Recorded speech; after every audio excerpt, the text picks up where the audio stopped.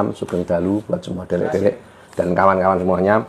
Malam hari ini nih aku kulo ini kepanggil kepala derek baru jauh dan tapi dia adalah orang istimewa. Beliau istimewa pikir saya. Beliau bernama, kalau saya manggil tuh Kang Lindu Aji, sebuah nama yang wah keren. Nah, Kang Lindu Aji itu dia adalah pemerhati seni khususnya Kang ya, Tosan Aji Kang ya. Dan Sapanunggalan itu Kang. Ya.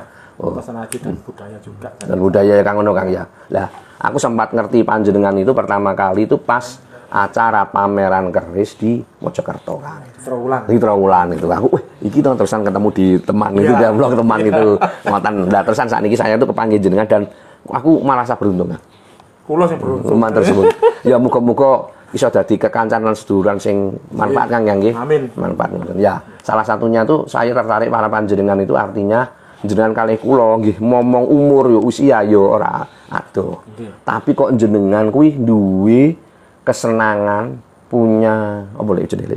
Kesenangan atau hobi atau apa ngono. Ya, urusane kok ngantek urusan wesi aji, kok keris. Ya iki ceritane piye to Kang? Kok latar belakang koyo ngene iki piye Kang? Kok iso duwe seneng ngono iki? Wong enom koyo jenengan lho. Piye iki? Sejarahnya piye Kang? Niki basa Jawa napa? Was. Los. Basa los nggih. Los ae nggih. Kang, sejatosipun niku kawit kula alit niku kula pun remen kalih pusaka. Niki kula tak ngungkap alit kula nggih. Nggih Kang. Kersane tambah seru. Wah, istimewa. Istimewa nggih Kang monggo. Saya sendiri dilahirkan dari rahim seorang ibu yang tidak agama Islam. Ibu saya yang jelas itu agamanya orang kepercayaan. Saya nggak tahu nggak tahu saya. Nah dari situ saya sendiri tidak diajari Islam. Ini sedikit banyak saya ngulas tentang diri saya sendiri. Jadi kadang-kadang saya nangis kadang-kadang kalau ingat ini. Jadi saya mencari Islam itu dengan diri saya sendiri. Jadi saya dilahirkan bukan dari rahim seorang ibu yang Islam, dan saya dibesarkan oleh ibu saya sendiri yang juga bukan dari keluarga yang kaya. Setelah saya sekolah SD, dari SD ini saya sudah diajarkan ajaran kepercayaan. Jadi patrapnya patrap semedi, bukan patrap orang Islam. Dari kecil sudah diajarin itu, dan dari kecil ini saya nggak ngomong rekayasa, saya nggak ngomong getabrus, apa adanya aja. Dari mulai saya SD kelas 3, saya sudah bisa melihat barang-barang yang hilang. Barang hilang itu apa Kang? Kayak dompet dicuri, kayak misalkan STNK hilang. Banyak dulu tetangga yang sering nanyakan ke saya. Maksudnya hilang sengaja, tidak sengaja Kang ya? Tidak sengaja, yang jelas. Kalau sengaja kan dicuri orang maksudnya. Dan saya pernah dites sama kakak saya, itu saya udah agak besar Kang, kelas 5 SD. Jadi uang saya itu memang dicuri oleh dia. Dan saya bingung, saya marah-marah. Saya tarik, saya marah-marah. Ibu saya gini, lah gue itu uang ajaran kok bingung. Tentang menang, tentang lunggu. Jadi saya waktu itu ingat omongan ibu saya, langsung saya duduk, saya hening. Kalau orang Jawa bilang hening. Saya hening, dan yang muncul itu mukanya kakak saya. Langsung saya teriakin. Bangsat ya gitu, yang ambil kamu. Ketawa kakak saya, dan dikembalikan memang dia yang ngambil. Nah dari situ perjalanan sampai kelas 6. Lah ini yang saya sangat terharu ini di sini. Kelas 6 SD itu saya tidak tahu agama Islam sama sekali. Dan begitu ada ujian agama, ujian sholat, saya naik ke bangku. Saya patap semedi. Udah, gurunya marah. Loh ini ajaran apa ini kok gini? Loh tapi saya bisa ajaran agama yang lesannya yang tulis-tulisan itu saya bisa. Tapi begitu disuruh praktek sholat, ya saya patrap semedi. Betul. Dan saya akhirnya merenung sendiri. Loh saya kok diajarin ajaran gini? Sebenarnya ini kan bukan agama. Kalau saya ajaran kepercayaannya ibu saya itu bukan agama, itu budaya juga.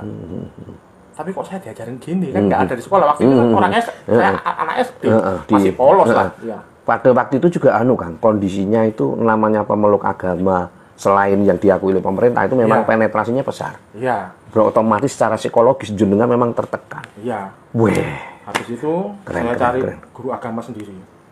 Pasti guru agama siapa Mas? Guru agama Islam maksudnya? Guru agama Islam. Oh, nggih. Jenengan punya karena inisiatif waktu itu kan belum diakui. Ajaran kepercayaan belum diakui. Sekarang sudah diakui kan belum. Makanya tekanannya luar biasa. Saya lupa. Belum diakui. Kalau sekarang kan sudah diakui. Akhirnya saya cari guru ngaji. Dan setelah ngaji itu saya menginjak SMP. SMP itu saya sudah mulai gemar dengan tosan haji. Oh, oke. Dari SMP. Tapi Kang, kalau sampean maju ke tosan haji, urusannya dengan belajar ngaji apa Kang urusannya? Ada urusan apa tadi sampean punya? Gini, saya akhirnya gini. Saya selain kepingin menggali pribadi masalah ajaran agama, saya juga cinta budaya. Karena apa? Karena bapak saya mantan dalang. Wah. Ini keren itu Kak. Enggak sombong, enggak. Wih. Saya nggak tahu sebenarnya. Saya dikasih tahu ibu saya. Karena apa? Di dalam rumah tangga ibu saya dan bapak saya dan mantunya bapak saya sendiri ini agamanya juga bukan orang Islam. Betul. Ajaran kepercayaan semua, tapi beda-beda. Kalau bapak saya sendiri itu tulis tanpa papan. Mungkin pernah dengar. Wih, keren nggih. Ya, saya masuk Sabta Dharma. Tanpa papan. Terus kakak saya yang mantunya bapak itu Titi Jati Joyo Sempurno. Jadi saya kadang-kadang bingung. Ini kok cakep deh gitu. Tapi kan artinya kan Kang, walaupun mungkin dikeluarkan jenengan, inilah yang ditawarkan ternyata awake dhewe duwe sing aran kepercayaan itu punya tata krama unggah-ungguh yang sangat luar biasa. Iya. Bukti ini kan panjenengan tidak dipaksa mau duwe, bukan ngoten kan. Dan satu yang saya sampai sekarang saya gondeli dari ibu saya. Kadang-kadang saya ini kan ya masih manusia ya. Kalau kadang-kadang nggak sholat gitu. Ibu saya mengingatkan sholat malah. Padahal dia bukan pemeluk Islam. Betul. Sholat oleh. Cedok kowe karo sing kuwasa. Cek uripmu cek penak. Pasti gitu. Kalau tahu saya nggak sholat pasti gitu kan. Pasti itu. Dan dari SMP saya ketemu yang namanya lupa saya. Orangnya sudah tua, sudah umur hampir 80-an. Dia itu ngomong, "Le, kowe seneng barang antik orang?" Wah, ini saya tertarik. Tertariknya ning ndi, Kang? Kok ngomongkan barang antik? Dia waktu itu kepingin tahu itu ada orang yang punya barang antik nggak di sekitar kampung situ. Dan yang dia cari itu sebenarnya merah delima. Kenapa dia kok cari? Karena dia pernah mendilkan harga merah delima, pernah transaksi. Tapi nggak banyak. Waktu itu dia cuma dapat 750 juta. Tapi di kala saat itu jatuh luar biasa. Saat pemerintahnya Pak Harto itu kan uang itu aji. 10.000 aja aji. Luar biasa nggih, Kang. Dan saya tertarik, akhirnya saya malah ketemu orang-orang keris. Bukan orang-orang merah delima atau pring peduk waktu itu bukan. Malah ketemu orang-orang keris. Dan saya suka dengan keris sendiri. Itu karena versinya yang menurut saya itu banyak sekali. Jadi multi tafsir, Kang. Iya. Terus Kang. Dan ada yang ngomong itu kalau keris itu pasti hubungannya dengan dukun, dengan santet, dengan yang gitu-gitu yang yang negatif tok, Kang. Yang bagusnya negatif dengan rasional dengan otak. Dan dari situ saya, waduh kok gini ya, kok pendapatnya kok gini terus ya. Sudah, akhirnya Dan itu masih saya pencarian terus masalah agama Islam ini. Masih saya pencarian. Dan akhirnya sampai SMP. Sampai SMP itu ada sesuatu hal yang sangat gila menurut saya. Di situ. Gila itu apa Kang? Proses menuju yaitu tadi yang tidak bisa dimasukkan akal. Berarti artinya jangan ketika sampean kenal definisi barang antik, kemudian sampean punya satu kegelisahan untuk memecahkan persoalan itu malah ya. Iya. Sehingga sampean kemudian masuk pada satu dimensi laku yang katanya tidak masuk akal. Iya. yang sebenarnya bisa dirasionalkan juga. Dan di situ kan terus kan. apa itu? Saya itu nggak tahu ya ini apa? Kalau yang jelas saya nggak rekayasa. Dalam pencarian saya kepingin agama yang benar-benar sejati itu yang kayak apa sih? Saya kepingnya yang seperti itu. Dan akhirnya saya dipertemukan oleh satu orang. Ya, apa? Ketemunya sih juga nggak sengaja juga, tidak sengaja. Akhirnya beliaunya ini membimbing saya. Gitu. Tapi ya nggak lama. Nggak lama, beliaunya meninggal. Pusing lagi saya. Pusing lagi. Saya tetap kepingin mencari seseorang ini yang benar-benar mumpuni masalah agama dan tahu masalah ketuhanan. Saya nggak cari agama Islam, saya nggak cari agama Buddha, saya nggak. Pokoknya yang bisa menuntun saya ke jalan ketauhidan, ketuhanan. Ketuhanan, betul. Dan itu sampai saya STM, saya bukan SMA, saya STM. Di situ ketemu saya bermacam-macam orang, tapi ya klinik semua, isinya itu klinik. Klinik dan klinik dan klinik. Malas saya bahas klinik itu saya udah malas. Iya. Sampai di situ, gini, ibu saya ngomong, ya kamu kalau kepingin tahu hal gitu tuh gampang. Kok bisa gampang, Bu? Ya gampang. Gue sering ngomelek. Gak tahu turu ya. Loh, saya buktikan ini, beneran ya. Terus Kang, terus? Saya melek 3 hari 3 malam. Terus di fase itu apa Kang sih sama dapat dari yang saya dapat dari situ itu nggak tahu apa, nggak tahu itu imajinasi saya apa karena waktu itu belum ketemu sama guru yang benar-benar hebat, belum tuntunan lah, tuntunan yang anu menuntun saya belum tahu. Dalam melek itu ya itu tadi akhir-akhir 3 hari itu perasaan saya lihat itu bukan manusia lagi. Maksudnya orang-orang yang lihat itu. Iya. Banyak saya nggak bisa ngomong. Saya nggak bisa ngomong karena pengalaman pribadi. Betul. Yang jelas nomor 1 bapak saya Surabaya, ibu saya Kediri. Dan ini kan sudah sangat jauh gitu. Ya. Tapi orang-orang Jawa dulu, terutama orang-orang desa, rata-rata kan punya pianter. Pasti itu. Pasti ya. Dan bapak saya juga punya pianter. Dan bapak saya sendiri sebenarnya tidak suka dengan keris. Lah mau dalang Kang. Iya, tapi ada tapinya. Tapinya gini, bapak saya malah mengajarkan gini. Le, ojo turunan keris. Lho kenapa, Pak?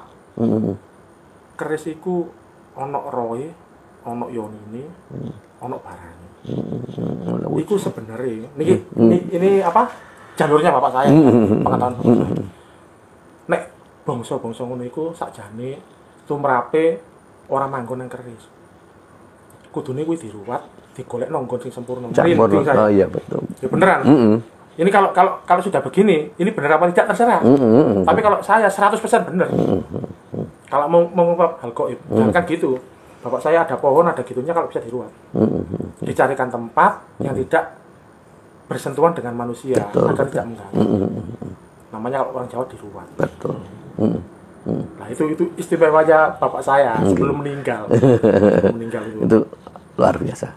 Dan akhirnya, tapi kok saya seneng banget dengan keris karena saya apa? Saya lihat keris itu kayak hati saya itu disiram air, adem gitu. Nah, pertama perasaan itu, tapi dari bentuk wujudnya apa tuh Kang sing ndadekno sampean secara apa ya iki jenenge iki apa ya? Apa lagi tampilan keris iki apa tuh Kang? Kok ndadekno pertama jenengan menyenengi apa tuh?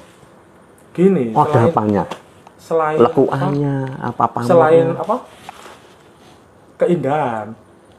Saya kalau lihat, apalagi dulu pertama kali saya pegang itu keris sengkelat.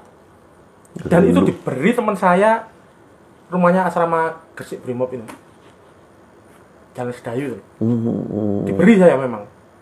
Itu dari satu keris sengkelat itu yang pertama kali jenengan. Iya, yang pertama yang saya punya. Itu keris sengkelat. Terus Kang terus jenengan pelajari apa nih Kang? Saya gini. Kok keris kok ngene kok jadi ini ampuh men nih. Saya gitu. Itu pikiran masih muda ya. Iki teko piye sih? Saya gitu. Nah di situ ini percaya atau tidak terserah. Ya. Saya kalau mulai bengi itu tak bawa, tak lus-lus. keris itu. Terus kan terus? Dan kakak saya sendiri ini kan juga bukan orang Islam. Ya penganut ajaran kepercayaan juga. Dia jarang tidur. Waktu dulu jarang tidur. Tahu-tahu crash sama saya. Udah bujangi gitu saya kan. melek, dia melek. Dia habis dari mana nggak tahu. Saya dimarahin. Karena dia kan penganutnya bapak saya juga. Keris iku lek iso ngene-ngene tadi. Ojo digedulinan. Loh, kowe kok nggo keris? Oleh tekan ndi kowe? Kok aku gak ero kok moro-moro di keris. Kowe dikai arek sama brimob. Cendelok. Keris iki iso ngetokno udan. Iso nekakno udan. Cangkemmu ya gitu. Kakak saya cangkem kan. Cangkemmu koyo wong yo wae. Tenan. Itu pada waktu itu kemarau. Nggak pernah ada hujan sama sekali, nggak ada. Tepatnya kurang lebih 1:30 malam. Gak percaya tak buktikan nang awakmu. Keris itu dibuka, seret gini ya. Terus nggak tahu ini kekuatan kerisnya apa kekuatan kakak saya nggak tahu. Waktu itu saya pemikiran saya gitu. Karena apa? Karena bapak saya dulu ngomong, semua kebendaan, semua yang ada di alam ini, yang paling kuat itu manusia. Saya pernah dapat ujangan bapak saya. Betul. Dan kakak saya diem 5 menit, keris disarungkan, hujan terus banget. 1/2 jam lebih. Dan saya cuma bisa termenung gini. Ya ampun kok hujan. Itu loh kok, itu waktu itu kemarau. Dan masih ada kakak saya. Sampai sekarang masih ada. Kok iso udan? Terus saya gini. Kowe lek iso apa nekakno udan, berarti kowe iso nyingkirno udan. Kowe singkirno. Ojo apa banjir. Kayak gak apik ngene iki. Terus akhirnya dia ya itu tadi dia semedi kayak saya dulu waktu diajarin ibu itu. Semedi dapat 5 meteran. Mahal saya nggak bisa berkata-kata. Keris iki sakjane piye saya kan gitu. Nah, dari situ saya kepingin sekali menggali masalah keris itu. Keris pusaka. Itu artinya kemudian langkah selanjutnya sampean punya ngelumukno keris apa, Kang? Mencari, beli, dikasih apa, Kang? Saya sering dikasih orang. Malah dikasih orang, Kang. Iya, gara-gara punya sengkelat itu. Yang serat itu. Saya dikasih orang dan ini sudah pernah, saya kan juga punya konten ya. Saya punya konten. Kontennya apa, Kang? Jeneng, Kang? Lindo Haji Jombang. Lindo Haji Jombang. Urusan keris, Kang ya. YouTube, Kang ya. Iya, Lindo Haji Jombang. Dan itu apa? Pernah saya sampaikan di situ bahwasanya saya itu dikasih tahu temen gitu loh. Dikasih tahu temen. Bro, gue gelem keris loh. Ini yang ngasih tahu orang Telkom namanya Mas Giarto. Masih ada kan. Yo gelem kayak yo gelem kon tuku yo waktu. Itu kan belum kerja kita. Tenan lho, Bro. Iki keris wong angker piye? Lah iku diombahi metu banyu getine sak bak. Weh. Bahaya keris iso ampun saya kan gitu. Saya dulu itu orangnya enggak gampang percaya. Betul. Kalau enggak tak lihat secara mata kepala saya enggak gampang percaya. Jangankan kok keris banyu apa getine sak bak. Demi saya enggak percaya kok. Iya beneran. Akhirnya wis ngene tak tilpuno wonge lek saiki ono ae diparani. Nanti Mas, ado tak gak? Kertosono. Waduh ya. Wis gak apa wis. Pokoknya dikene tok. Ya. Telepon.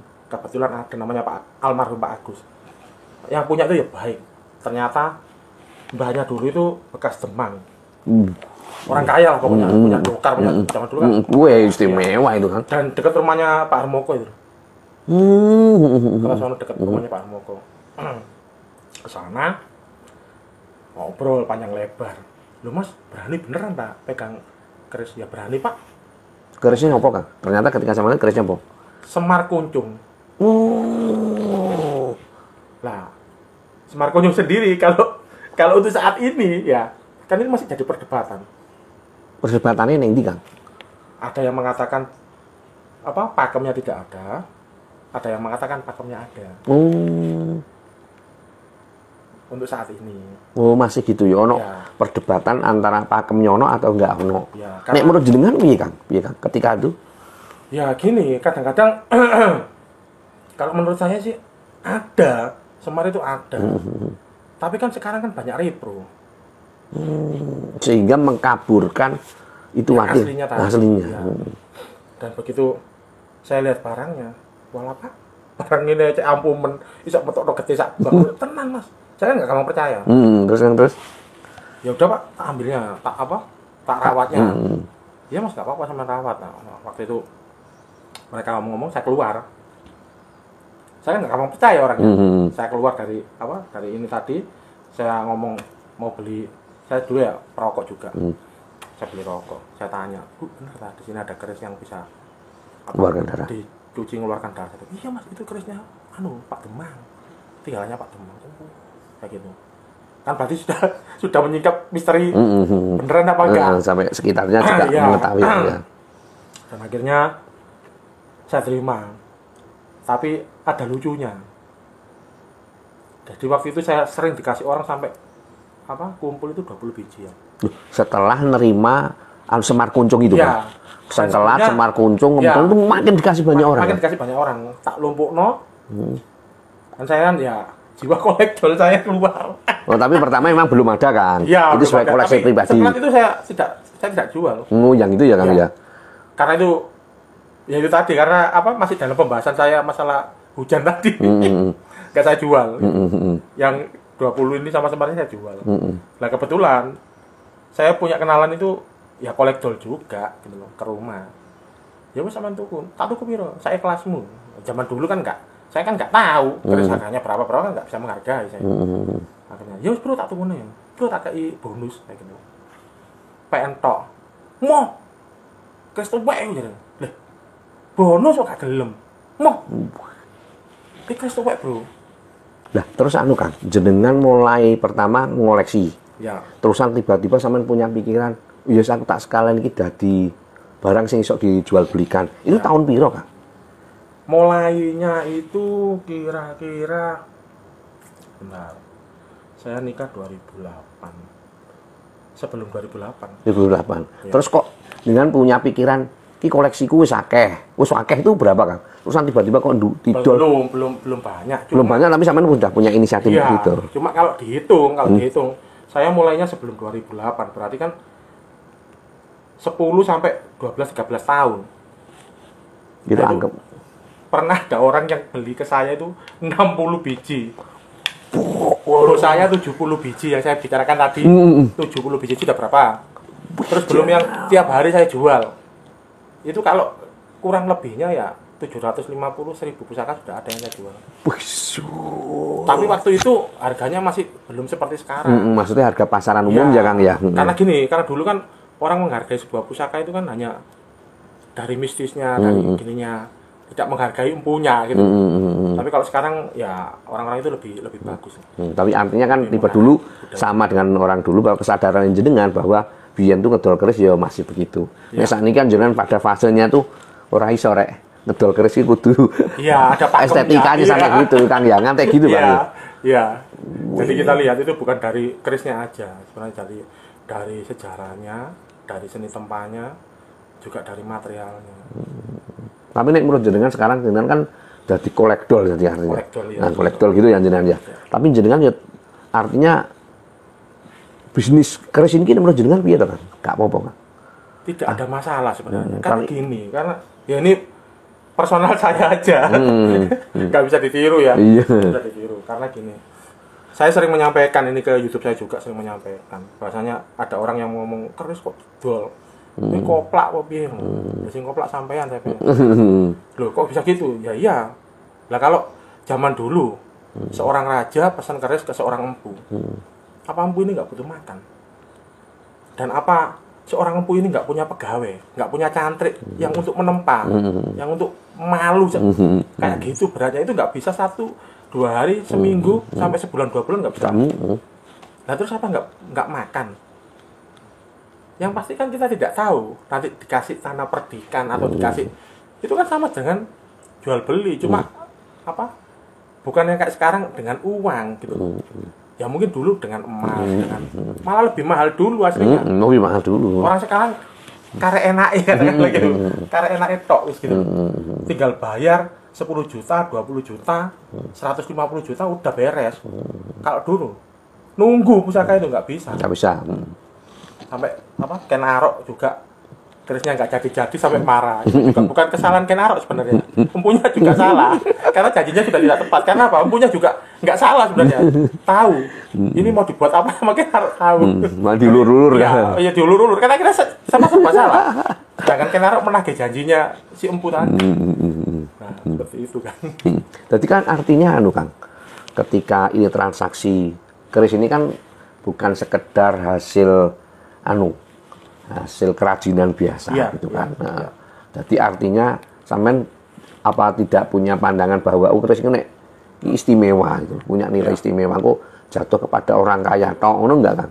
Sampean piye kan? Saya gini, enggak apa-apa aja. Saya siapapun pembeli saya hormati. Dan saya pasti tanya, saya nggak ngawur orangnya. Budgetnya berapa? Karena keris itu zaman dulu juga ada seperti itu. Masa kerisnya raja dipunyai seorang rakyat kan? Nggak mungkin ya? Nggak mungkin. Dan itu pasti ada larangannya, dilarang pasti. Pasti orangnya nanti dicekal. Ya kan? Iya. Zaman dulu seperti itu. Betul. Apalagi zaman sekarang. Jadi ya siapapun yang pengen, kalau zaman sekarang saya punya keris handal, Pak Jokowi punya handal sama. Nggak ada perbedaan. Nggak ada hukumnya. Kalau dulu kan ada hukumnya. Kalau sekarang kan nggak ada hukumnya. Nah, terus ini kan, selama jenengan menjadi ini keris, kolektor keris, kemudian tiba-tiba jenengan transaksikan, gitu. Ya. Kira-kira menurut jenengan apa ya? Ada nggak pesan-pesan buat kawan-kawan yang lain gitu loh, Li? Sing sapa domik jenengan memoleksi tuku kon jenengan kemudian dikoleksi. Ono pesan ora, Kang? Mestine keris harus diapakan sih? Dadi pajangan tok apa dadi apa piye menghargai keris ngono kan. Lah ini kemarin ini saya juga mendapat kritik, juga mendapat gini ya, masukan lah sebenarnya ke saya. Jadi ada pemahar saya yang ngomong ke saya bahwasanya dia itu kepingin sebuah pusaka itu tidak untuk pajangan saja. Jadi gini Mas, saya beli motor masa tak pajang doang. Wah ini masuk nih. Nah terus maunya gimana? Ya harus saya bisa mengendarai. Ya harus bisa saya buat kemana-mana. Dan saya pinginnya seperti itu. Apakah itu bisa? Saja bisa. Cuma ini kembali lagi, ini personal saya. Iya. Karena gini, karena besi itu sebenarnya mempunyai banyak unsur di situ. Tidak besi aja sebenarnya. Banyak unsurnya. Dan kenapa? Kok bisa seperti motor, bisa jalan, bisa kemana-mana? Karena ada penggeraknya. Penggeraknya siapa? Bensin yang utama. Bensinnya apa? Ya, nah bensinnya keris ini apa? Ada, tapi saya nggak mau nyebutkan. Dan ada yang menunggangi. Siapa? Manusia. Betul. Kalau nggak ditunggangi ya di remote. Betul. Nah, keris yang menunggangi siapa? Ya manusia. Kok bisa? Ya karena manusia juga punya elemen. Di dalam tubuh manusia juga mengandung elektromagnetis. Itu sepengetahuan saya. Tapi jangan dibahas terlalu dalam. Tapi artinya kan gini Kang, ini anggapan sebagai apalah omong-omong terakhir ya. Artinya jenengan itu nek keris itu lepas dari persoalan elemen-elemennya duwe daya lan kekuatan, artinya sing terkang kendali tetap manusia ya kan. Jenengan gitu ya. Karena keris sendiri kan dibuat oleh manusia untuk manusia sebagai alatnya manusia kan ya. Jadi artinya ojo nganti kenapa juga jangan menjual transaksi keris ini secara bebas, harapan sampean juga wong iki ojo lali bukan niru keris Kang ya. Tapi mengendalikannya ngono Kang ya. Tetaplah keris itu yang membuat manusia, jadi jangan terlalu diagung-agungkan. Ya nanti akhirnya yaitu tadi masuknya ke Islam, dianggap syirik, dianggap musyrik. Tapi kalau kita secara pribadi kayak saya nggak gitu. Saya pemahamannya seperti itu tadi. Bahasanya saya bisa mengendalikan keris. Betul. Selama kita bisa mengendalikan, ngapain kok syirik? Kerisnya nggak saya sembah. Betul. Itu salah satu hal yang jenengan yang tidak tersirat maksudnya yang sama ibu kepada kawan-kawan khususnya yang menjadi kolektor lah. Nah, selain itu mbek penboli jenengan kan gitu Kang ya. Terusan ada lagi Kang jual beli ini kan juga salah satunya amben orang bisa menghargai keris Kang ya. Kalau artinya kalau tidak ada transaksi jual beli kan juga sistem produksi tentang perkerisan juga nggak bisa jalan Kang ya. Ngono kan. Terusan ada nggak Kang apa hukum masalah jual beli apa Kang? Sehingga oleh lah, nggak pantas lah dilakukan minum apa ya? Ya, saya menurut jenengan. Kalau saya itu yang penting bakul itu atau kolektor itu jujur. Karena gini, karena sekarang kan banyak perkembangannya keris ini pesat untuk hari ini. Sangat pesat sekali. Penjual dan beli imbang. Iya, imbang. Nah, piye Kayak zamannya Batu dulu. Batu dulu itu kan sampai tukang becak, sampai anak kecil suka dengan batu dan cari batu. Sampai maesan aja dijadikan batu akik. Lu ya beneran. Terus Nah, sekarang ini keris ini kayak gini, kayak batu. Tapi insya Allah keris ini masanya tidak seperti batu. Karena apa, ini budaya. Ada nilai sejarahnya. Kalau batu kan nggak ada sejarahnya. Dan gimana ya? Satu yang penting jujur. Jujur kan, ya kan. Artinya barang itu seuangnya sesuai dengan kualitas ya Kang ya. Kualitas barang. Dan nomor 2, jangan sampai ya kalau bisa jangan sampai ngowai. Ngowai itu gimana Kang? Ngowai itu jadi keris tilam dijadikan keris omyang. Di piye Kang? Direparasi atau di sistem repro. Oh. Apa ya, dipahat lagi. Pahat lagi itu Kang ya. Terus keris lurus dijadikan keris seluk. Itu kan repro juga. Itu kan juga nggak jujur. Oh gitu. Jadi artinya untuk menjadi bentuk kepercayaan dan harmonisasi dan siklus. Jangan gini, jangan mengutamakan uang saja, jangan mengutamakan materi.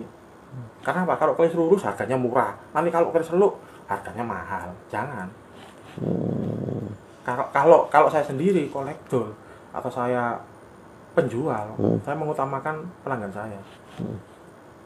Uang saya itu kalau ada orang yang beli pusaka saya, ngapain sampean beli kok banyak. Lu Mas nggak boleh dah, lu. Bukan nggak boleh, sampean itu kalau bisa itu 1-2 tapi yang istimewa.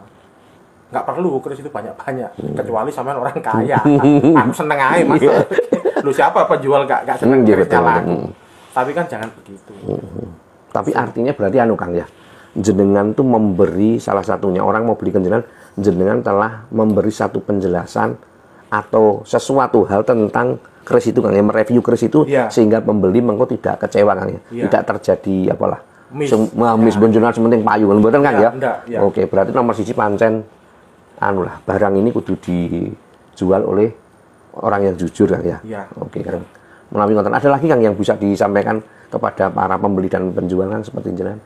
Ya pokoknya gini, kalau mau membeli sesuatu barang, terutama benda pusaka, keris, jangan beli itu menurut cocoknya bakule kan. Loh kan katanya jenengan jujur le. Iya, tapi kan dengan hati dulu. Dan lihat penjualnya ini seperti apa orangnya. Berarti kudu selektif ya kan ya. Iya. Sekarang banyak penjual yang pin laku.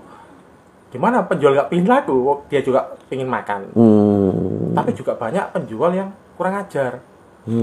Barang nggak sepuh bilang sepuh. Dan ini juga merupakan pelajaran bagi para pembeli. Iya Kang, iya Kang. Jangan terus nanti kalau ditipu sama orang kowar-kowar. Nanti ditanyakan ke yang benar-benar jujur. Tapi yang jujur nggak dibeli kerisnya. Terus gimana kayak gitu ya? Saya pernah mengalami tanya terus tapi nggak beli-beli. Loh, ternyata beli ke orang lain. Kurang ajar kan gitu. Biasanya ya nggak apa-apa ya, nggak masalah, tapi jangan begitu. Ya jangan sering bertanya. Tapi keris itu kan dibuat melalui rasa. Jadi kalau mau memahari sesuatu, main rasa sik Kang ya. Kalau bisa ya jangan lewat itu namanya, lewat foto atau lewat gini. Datangin aja kalau bila perlu. Saya malah lebih suka kalau orang datang ke rumah langsung nanting pusakanya. Oke, siap. Oke. Insya Allah nggak ketipu 100% itu. Siap. Tapi kalau ke foto, saya nggak bisa jamin. Karena keris baru dikasih minyak di foto juga kayak keris tua.